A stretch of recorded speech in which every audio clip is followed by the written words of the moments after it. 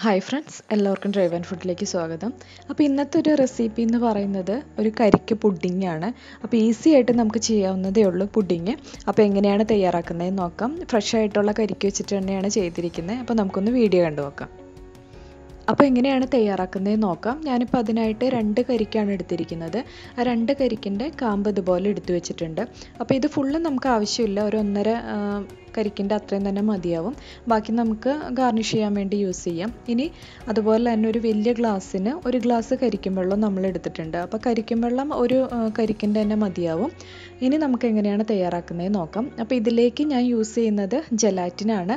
അപ്പോൾ ഫ്ലേവേർഡ് ആയിട്ടുള്ള ജെലാറ്റിനല്ല, സാധാ ജെലാറ്റിനാണ്. പിന്നെ ഇതിൻ്റെ യൂസേജും കാര്യങ്ങളെല്ലാം അതിനകത്ത് എഴുതിയിട്ടുണ്ടാവും.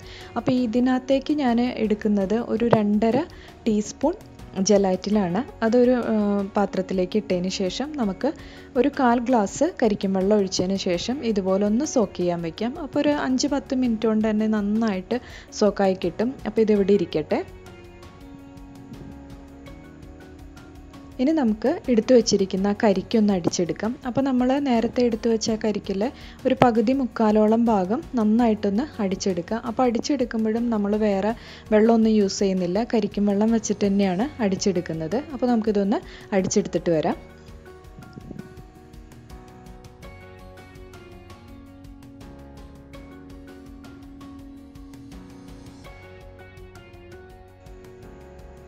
അപ്പോൾ കരിക്ക് അടിച്ചെടുത്തത് നമുക്കൊന്ന് മാറ്റി വയ്ക്കാം. ഇനി നമുക്ക് ഇതിലേക്ക് ആവശ്യമായിട്ട് വരുന്നത് പാലാണ്. അപ്പോൾ ഒരുപാട് പാലിൻ്റെ ആവശ്യമൊന്നുമില്ല. നമ്മൾ ആ എടുത്ത ഗ്ലാസ്സിന് ഒരു 1/2 ഗ്ലാസ് പാലാണ് ഞാൻ യൂസ് ചെയ്യുന്നത്.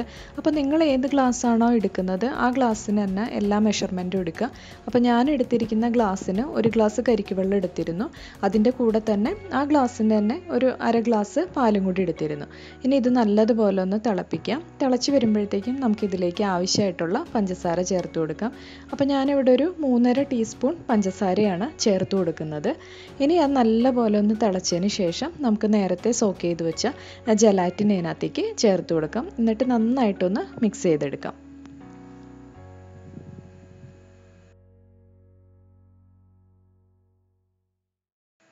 ഇനിയിപ്പോൾ നമ്മൾ ജെലാറ്റിൻ ചേർത്ത് കൊടുത്തതിന് ശേഷം നന്നായിട്ട് തന്നെ മിക്സ് ചെയ്തെടുക്കാം. അപ്പോൾ നന്നായിട്ടല്ല മിക്സ് ചെയ്യുന്നതെങ്കിൽ ചെറിയ കട്ട പോലെ കിടക്കും, നമ്മൾ ഈ പാല് പിരിഞ്ഞ പോലെ കിടക്കും. അത് കുഴപ്പമില്ല, എന്നാലും നമ്മൾ ഇതുപോലെ ഇളക്കി കൊടുത്ത് നന്നായിട്ട് തന്നെ മിക്സ് ചെയ്തെടുക്കുക. പിന്നെ മധുരമൊക്കെ ഓരോരുത്തരുടെ ഇഷ്ടത്തിനനുസരിച്ച് കൂട്ടുകയും കുറയ്ക്കുകയൊക്കെ ചെയ്യാം കേട്ടോ. ഞാനിപ്പോൾ ഇവിടെ ഒരു 3.5 ടീസ്പൂണാണ് എടുത്തിരിക്കുന്നത്. പിന്നെ കരിക്കിന് അത്യാവശ്യം മധുരമുണ്ട്, അതുകൊണ്ട് അത്രയും തന്നെ മതിയാവും. ഇനി നമുക്ക് തീ ഓഫ് ചെയ്യാം. പാല് നന്നായിട്ട് തിളച്ചിട്ടുണ്ട്.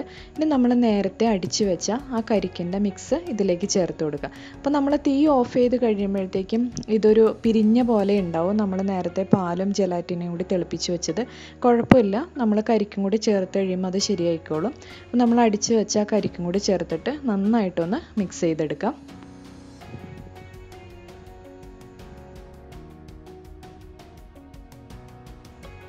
അപ്പോൾ നമ്മൾ കരിക്ക് അടിച്ചത് ചേർത്ത് കൊടുത്തതിന് ശേഷം പിന്നെ ഫ്ലെയിം ഓൺ ചെയ്യേണ്ട കാര്യമില്ല. ആ ഒരു ചൂടിൽ നന്നായിട്ടൊന്ന് മിക്സ് ചെയ്തെടുത്താൽ മതി. ഇനി ഒന്ന് ചൂടാറിയതിന് ശേഷം നമ്മൾ ഏത് ബൗളിലേക്കാണോ സെറ്റ് ചെയ്യേണ്ടത് അതിലേക്ക് ഒഴിച്ചു കൊടുക്കുക. അപ്പോൾ ഞാനിവിടെ ഇതുപോലൊരു 3 ബൗൾ എടുത്തിട്ടുണ്ട്, അതിലേക്ക് ഒഴിച്ചു കൊടുക്കുകയാണ്.